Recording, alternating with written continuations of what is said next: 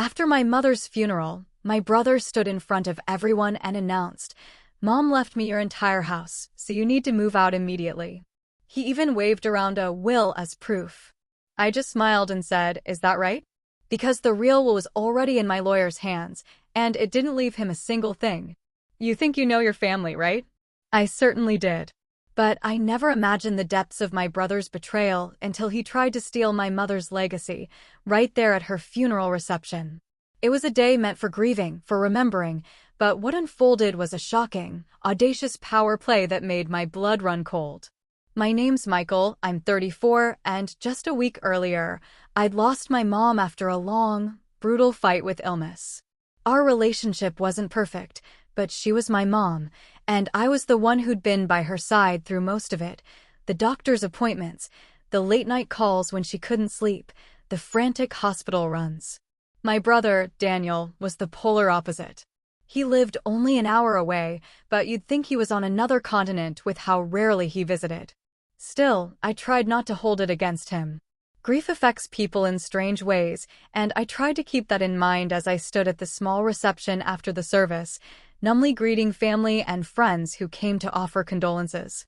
The air was thick with the scent of lilies and the hushed chatter of people sharing old stories about Mom. I was talking to my Aunt Linda when Daniel's voice suddenly cut through the room, louder than it needed to be. "Michael," he called, his tone carrying that smug little edge I remembered from childhood, the one that always signaled trouble. He walked over, a folded piece of paper clutched in his hand, and without so much as a polite greeting, he dropped the bomb. "Mom left me your entire house. So, you need to move out immediately." I froze. His voice wasn't shaky with grief, it was firm, rehearsed, almost triumphant. At first, I thought I'd misheard him. My house? The one I'd been living in for 6 years? The one Mom had told me, dozens of times, she was leaving to me? I stared at him, my mind trying to process what he was saying, but Daniel wasn't done. He unfolded the paper with a flourish, holding it up for everyone nearby to see like he was presenting a trophy. "It's all here, the will. Mom's final wishes. I get the house. You'll need to clear your things by the end of the month." A few heads turned toward us, the low hum of the room dipping into an uncomfortable, stunned silence. Aunt Linda's face shifted from concern to outright disbelief. I could feel my pulse hammering in my ears, but years of dealing with Daniel had taught me one thing: he thrived on getting a reaction. So instead of arguing, instead of screaming, I just tilted my head, gave a faint smile, and calmly said, "Is that right?" His eyebrows knitted together for a moment, like my composure had thrown him off, but he quickly recovered, holding the paper out further, as if daring me to snatch it. What struck me most wasn't just the sheer audacity of his claim, it was the timing. He chose to make this little announcement at our mother's funeral reception, in front of extended family, friends, and people who didn't know the ins and outs of our messy history. He wanted witnesses. He wanted me humiliated. And as much as every fiber of my being wanted to confront him right then and there, I knew that playing into his theatrics would only give him exactly what he wanted. So I kept my voice even and asked, "And when exactly did Mom sign this?" He smirked, tapping the page with one finger. "About 2 weeks before she passed. I was there when she wrote it. She said she wanted me to have a secure future." That made my stomach twist. 2 weeks before she passed? Mom had been barely coherent most days then, her medication making it hard for her to focus. I remembered spoon-feeding her soup, gently guiding her to bed, watching her drift in and out of sleep. The idea that she'd sat down to write a will, especially one favoring Daniel, who had barely been present, was suspicious at best. But I didn't accuse him. Not yet. The rest of the day, Daniel paraded that paper around, showing it to anyone who would look. Some relatives nodded uncomfortably, others gave me pitying glances. A few people even congratulated him, which would have been laughable if it wasn't so deeply insulting. I overheard him telling a cousin, "Michael's been freeloading off Mom's generosity for too long." This was her way of setting things right. My jaw clenched, but I stayed where I was, shaking hands and thanking people for coming, acting as if nothing out of the ordinary had happened. By the time the reception ended, Daniel was already making plans aloud about renovating and getting new furniture for the house. I drove home in silence, every word he'd said replaying in my head. I couldn't stop thinking about the smug smirk on his face, the unshakable confidence in his tone, and that flimsy piece of paper he waved around like it was ironclad truth. The thing was, I already knew something Daniel didn't. I'd seen my mother's real will, and it didn't look anything like the one he had in his hands. That knowledge sat like a steady, burning ember in my chest as I pulled into the driveway, the evening sky casting long shadows over the home I had taken care of for years. The fight wasn't just going to be about a house. It was going to be about principle, about the truth. And I already had a feeling Daniel had no idea what was coming. But that night, as I sat alone in the quiet living room, the weight of everything pressing down on me, I realized something else. If he was willing to pull a stunt like that in public, then he probably had other plans in motion. And if I wasn't careful, he might do something much worse before I could stop him. That was the moment I decided I wouldn't just defend myself. I'd make sure he regretted ever thinking he could take what wasn't his. The next few days felt like I was living in a bad TV drama, except there were no commercial breaks to give me a moment to breathe. It started small. Daniel sending me text messages at odd hours, demanding updates on when I'd be moving out. They were never phrased as questions, always as instructions. Make sure you get movers before the end of the month. Don't forget to forward your mail. I'll be changing the locks. It was like he had skipped over any pretense of discussion and gone straight into dictator mode. I ignored the first few, thinking maybe he'd tire himself out if I didn't respond. Instead, it only made him more persistent. The following afternoon, I got a call from my cousin Rachel, who whispered, "Michael, Daniel's been calling the family, telling everyone you're refusing to honor Mom's will." I asked her what exactly he'd been saying, and her voice dropped even lower. "He told aita and that you're trying to steal the house from him, and that Mom begged him on her deathbed to make sure you didn't manipulate your way into keeping it." Hearing that hit me in a way I wasn't prepared for. It wasn't just about property anymore. He was dragging my character through the mud, rewriting the last weeks of Mom's life to fit his vile narrative. That kind of lie stung because I had been there for her every single day, watching her fade, holding her hand when she was scared. For him to twist it into some kind of power grab on my part? It was disgusting. 2 days later, the situation escalated again. I came home from running errands to find Daniel standing on the front porch with 2 men I didn't recognize. They were measuring the doorway, discussing new frame options, while Daniel stood there with his arms crossed, grinning at me like a cat that had cornered a mouse. "Just getting some quotes for renovations," he said casually. "Figured I'd get a head start since you'll be out soon." I told him he had no right to bring people onto the property without my permission. But he just shrugged, pretending not to hear me, and kept talking to the contractors. The message was clear. He wasn't just trying to push me out. He was trying to make me feel like a guest in my own home. The real kicker came that weekend. My phone started buzzing nonstop with messages from relatives. Some were just checking in, others were openly siding with Daniel. One aunt wrote, "It's only fair to respect your mother's last wishes. Don't drag this out, Michael." I knew exactly where they were getting their information. Daniel had spent the past week playing the grieving, responsible son, telling anyone who'd listen that I was being selfish and dishonoring Mom's memory. Even my father, divorced from my mother for over 20 years, called me, his tone sharp. "Your brother told me what's going on," he said. "Stop embarrassing the family. Give him the house and move on." I reminded him that he had no idea what he was talking about, but he cut me off with, "Don't make this harder than it needs to be." It was almost surreal how quickly the tide was turning against me. People who barely spoke to us were now chiming in with their opinions. All because Daniel was feeding them his version of events. And the worst part? I could see the strategy. He was isolating me, making it so that when the real fight began, I'd be standing alone. But there were cracks in his plan, subtle ones. A few relatives, Rachel among them, had quietly told me they didn't believe his story. They remembered how absent he'd been while Mom was sick. They knew his sudden interest in honoring her wishes was suspicious, and that was enough to keep me steady, even as the rest of the family seemed to lean his way. Still, Daniel wasn't done. A few days later, I got home to find an official-looking envelope wedged in my door.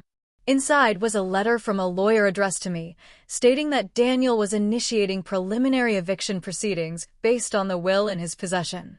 My hands tightened around the paper. It was a scare tactic. He knew he couldn't actually evict me without a legal process, but it was a warning shot all the same. That night, I sat in my kitchen with the real will in my possession, tucked safely in a folder. I read it again slowly, just to ground myself. Mom had left the house to me outright. No conditions, no shared ownership. But I didn't rush to wave it in Daniel's face. No. He wanted a quick reaction, a showdown he could spin to make himself look like the victim. I wasn't going to give him that satisfaction. Instead, I let him dig himself deeper, because the more he lied, manipulated, and turned people against me, the harder the fall would be when the truth came out. And I already had a plan forming in the back of my mind. One that would make sure he'd never be able to pull something like this again. The problem was, I suspected Daniel had one more card up his sleeve. And whatever it was coming soon. It was a Thursday evening when the major blow landed. The one that shifted everything from irritating family drama into something far uglier. I'd just finished dinner and was settling in to go over some work when I heard the unmistakable sound of a key turning in the front door. My heart sank. Mom had only given a spare key to a few people, myself included, and I knew exactly whose footsteps were echoing through the hallway. Daniel strolled in like he owned the place, wearing a smug grin and holding a large folder under his arm. "Don't look so surprised," he said, tossing his jacket onto the arm of the couch. "Mom gave me a key ages ago. Thought I'd drop by to take some photos for the listing." My brain stalled. "Listing? What listing?" He didn't answer right away. Instead, he opened his folder and slid a printed document across the coffee table toward me. It was a real estate contract already signed. My eyes darted to the address at the top, then to the signature at the bottom, Daniel's name, scrawled in his uneven handwriting. The sale price was there too, far lower than what the house was worth. "You sold my house?" I asked, my voice tighter than I expected. "Our house," he corrected, leaning back in the chair like this was all perfectly reasonable. "It's a great deal. The buyer's ready to close fast. You'll get, well, something. Enough for a deposit on a little apartment, maybe." He smiled like he was doing me a favor. I sat there for a moment trying to process the sheer audacity. He hadn't just told people I was refusing to follow a fake will. He'd gone ahead and acted like the house was already his, even finding a buyer. And he'd done it without saying a word to me until the paperwork was already in motion. Then he dropped the second bomb. "Oh, and the buyer's already wired the earnest money. We'll need to get the place cleaned up for showings this weekend. I told them you'd be out within 2 weeks." I could feel my jaw tighten so much it hurt. "You've got to be kidding me," I said quietly. Daniel leaned forward, resting his elbows on his knees, lowering his voice like we were conspiring. "Look, Mike, don't make this messy. You've always been, well, not great with finances. This is the smart thing. I can handle the money, make sure it's put to good use. Mom wanted me to take care of things and I'm doing that." It was the same patronizing tone he'd used when we were kids, when he'd tell me I wasn't ready for something, even when I was perfectly capable. Except now it wasn't about a game or a chore. It was about the roof over my head. But then came the part that burned deeper than anything he'd said before. He stood up, walked over to the mantel where a few of Mom's things were still displayed, and picked up her framed photo. He looked at it for a second, then turned to me with this cold smirk. "She'd be disappointed in you, Mike. Fighting me over this. It's pathetic. She'd want me to have the house."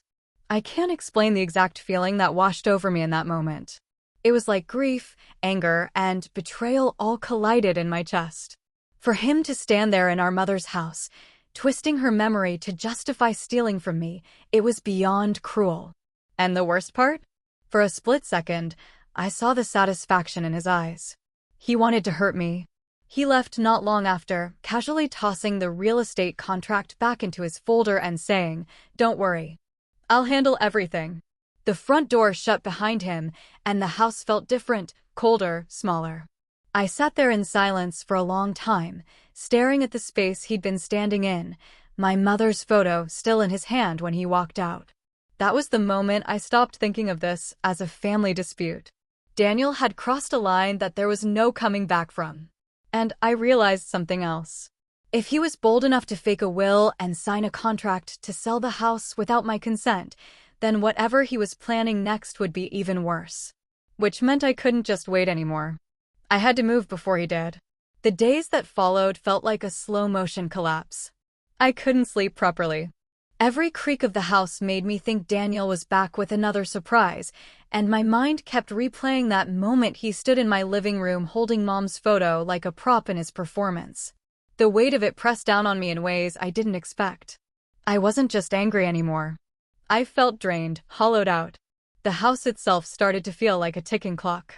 I'd walk into the kitchen and wonder how long I'd be making coffee there. I'd glance at the garden Mom had loved, thinking how easily it could be ripped apart the moment I was gone. Even small things like the faint scent of her perfume on the hallway rug started to feel like reminders that I was about to lose the last real connection I had to her. Then the fallout from Daniel's smear campaign really began to hit. Family members stopped calling. Some unfollowed me on social media. A few even sent short, clipped messages, the kind that read like they were written more out of obligation than care. I overheard through Rachel that at a recent family gathering, one I hadn't even been told about, Daniel had doubled down, telling everyone I was mentally unstable and holding the family hostage over a property. That one stung. It wasn't just about the house anymore. He was eroding my reputation, making it so if I ever tried to stand up for myself, people would already be primed to dismiss me. And it was working. The legal letter from his lawyer was followed by a visit from the real estate agent he'd hired. I was at the sink when I saw her through the window, standing on the driveway, clipboard in hand. She smiled politely, but told me she was just here to take preliminary photos. I told her as calmly as I could that she wasn't allowed on the property. She hesitated, clearly uncomfortable, and left. But that encounter left me shaken, not because she might return, but because it proved how far along Daniel's plan already was. By the end of that week, I was running on fumes. My appetite was gone. I couldn't focus at work, and my phone felt like a tool of harassment. Every ding made my stomach tighten, expecting another order disguised as a reminder from Daniel. My savings were fine. Mom had made sure I'd be stable, but I knew if I was forced into a legal fight that dragged on, it could drain me quickly. One night, after another restless evening of pacing the living room, I sat at the kitchen table with a cup of tea and opened the folder with Mom's real will. I read it again and again, the inked words grounding me in a reality Daniel was trying so hard to erase. She'd left the house to me, yes, but she'd also written a paragraph about why, about how I had cared for her when she was sick, how I'd kept the home in good condition, and how she wanted it to remain in the family under my care. For the first time in days, I felt a small flicker of strength. That document wasn't just my protection. It was proof of the truth. And I realized something important. Daniel might be winning in the court of public opinion right now, but when it came to actual law, he was standing on quicksand.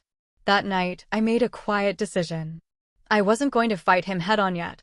I wasn't going to wave the will in his face or start calling up relatives to plead my case. I was going to let him keep digging. Every move he made, every lie he told, every step he took to claim the house would become another brick in the wall he was building around himself, one that I'd be able to collapse with a single push when the time was right. But even with that small ember of a plan forming, I couldn't ignore the reality. I was still isolated.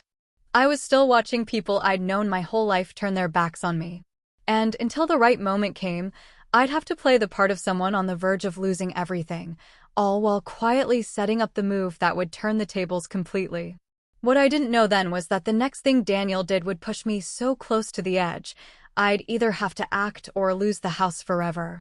It's strange how sometimes the lowest points in your life can snap something inside you. Not in a way that breaks you, but in a way that forces you to sharpen. That was me after those weeks of Daniel's games. I'd been knocked flat emotionally, sure, but sitting in that quiet house with Mom's will in my hands made me realize I wasn't just going to survive this. I was going to win. And I wasn't going to do it with desperation. I was going to do it with precision. The first step was locking things down. I called my lawyer, an old friend of Mom's who'd helped her with estate planning, and explained everything from Daniel's fake will to the real estate contract he'd already signed. She was calm, almost too calm, which at first made me nervous, but then she said something that completely shifted my mindset. "Michael, you have the real will. That means he doesn't have a case.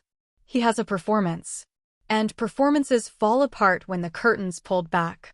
We went through every document together, making certified copies of Mom's actual will and securing them in multiple places, one in her office, one in my lawyer's safe, and one in a deposit box. I also had the original notarized again to verify its authenticity and updated the home's deed with my name to eliminate any clerical mistakes Daniel might try to exploit. It felt good to move from defense to offense, even if I wasn't ready to show my cards yet. Next, I began documenting everything. Every text Daniel sent, every voicemail, every unwanted visit, every word that could be used to show harassment or coercion. I even spoke to Rachel and the few relatives who still supported me, asking them to quietly forward anything they heard Daniel say about me. It wasn't just about stopping him. It was about building a case so airtight that when the truth came out, it wouldn't just shut him down, it would bury his credibility for good. And while all this was happening, something unexpected began to shift in my personal life. A colleague at work had introduced me to a side project months earlier, consulting for a startup in need of someone who understood logistics and operations. At first, I brushed it off, too focused on caring for Mom. But now, with everything going on, I realized having another source of income and influence could only help.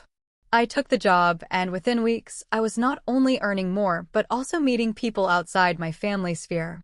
People who knew me for who I was, not for the twisted story Daniel was spinning. It was liberating. I wasn't just the guy fighting with his brother over a house anymore. I was building something, piece by piece.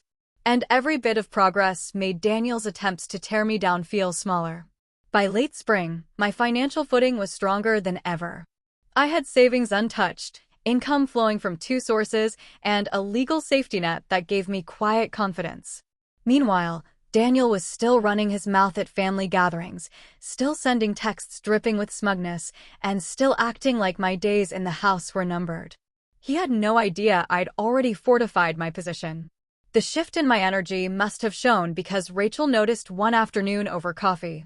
"You're not rattled anymore," she said, tilting her head. "It's like you're waiting for something." I smiled, not too wide, and told her I am. And I was, because my lawyer had just given me the final piece I needed, proof that Daniel's will wasn't just a fake. It was a blatant forgery, complete with mismatched signatures and a date when Mom was in the hospital, heavily medicated. It was the kind of evidence that could flip the entire narrative in an instant. Now, it wasn't just about keeping the house. It was about timing the reveal so Daniel's fall would be as public, undeniable, and irreversible as possible. The opportunity to make that happen came sooner than I expected, and in the form of an event Daniel himself planned. It was almost poetic, really. After months of trying to humiliate me and parade his supposed ownership of the house, Daniel decided to host a big family planning meeting at Aunt Diane's place. He called it a celebration of Mom's wishes, which made me want to laugh, but I played along. The invitation came as a text, dripping with fake graciousness. "Since you've had time to come to terms with everything, I'd love for you to join us. It'll be good to clear the air and show everyone we're on the same page." Translation: he wanted me to stand in front of the family, nod along to his lies, and make his victory look legitimate. My first instinct was to ignore it, but then I realized this could be the stage I'd been waiting for. Before agreeing, I called Rachel to see if she'd heard anything about the meeting. She hesitated, then told me something that made my pulse quicken. "He's invited a few people outside the family, too. A couple of your mom's old neighbors, a church friend of hers, even the real estate agent he hired. He's calling it a reading of the will." That was the moment the plan locked into place. If Daniel wanted a public spectacle, I'd give him one, just not the kind he imagined. The next week was all preparation. My lawyer and I went through the real will again, making sure every page was sealed in an official folder with notarization and verification stamps in plain sight. I also had her prepare a statement outlining the legal ramifications of will forgery and fraudulent property sale attempts, just in case we needed to get technical. It wasn't about scaring Daniel. It was about making sure everyone in that room would understand exactly what he'd done. But the most important piece fell into my lap by sheer luck. While I was sorting through some of Mom's old files in her home office, I found a small notebook wedged behind the filing cabinet. Inside, in her unmistakable handwriting, was a series of journal entries from the last few months of her life. Most of them were small notes about her day, what she'd eaten, who had visited, how she was feeling. But one entry made me sit back in my chair. It was dated just 3 days before Daniel claimed she'd signed his will. The entry read, "Daniel came by today. I know he means well, but he kept asking me about the house. Told him again, I want Michael to have it. I think he's frustrated, but I hope he respects my wishes. Don't know if I'll have the energy to say it again." It wasn't just sentimental. It was evidence.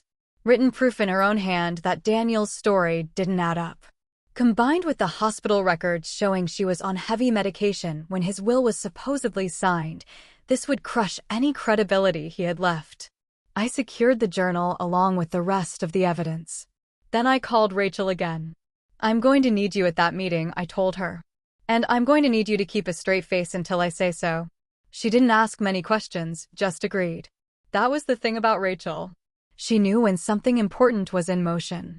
By the time the day of the meeting arrived, I wasn't nervous. If anything, I felt lighter than I had in months. Daniel thought he was walking into his final act, the one where I'd fold under pressure in front of a crowd.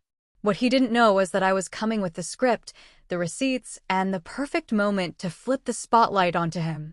And when I saw the smug look on his face as I walked into Aunt Diane's living room, I knew exactly how satisfying it was going to be when that look disappeared. Aunt Diane's living room was already packed when I stepped inside. Folding chairs lined the walls, the coffee table was covered in store-bought cookies, and Daniel stood near the center, greeting people like a politician at a campaign rally. He wore a crisp suit, one I'd never seen him wear before, and in his hand was that same folder he'd been parading around for weeks. I noticed the real estate agent sitting off to the side, chatting with a couple of Mom's old neighbors. The air had that tense, polite quality where everyone knows something is about to happen, but isn't sure what. Daniel spotted me and grinned like a cat who'd just cornered a mouse. "Michael," he said loud enough for half the room to hear. "Glad you could make it. I know this hasn't been easy for you, but we'll clear things up today." His tone dripped with false sympathy, the kind that's meant to humiliate. I didn't rise to it. I just smiled, set my own neat folder on a chair, and took a seat beside Rachel. She gave me the smallest nod, her eyes flicking toward the room like she was already imagining the explosion to come. Once everyone was settled, Daniel launched into his performance.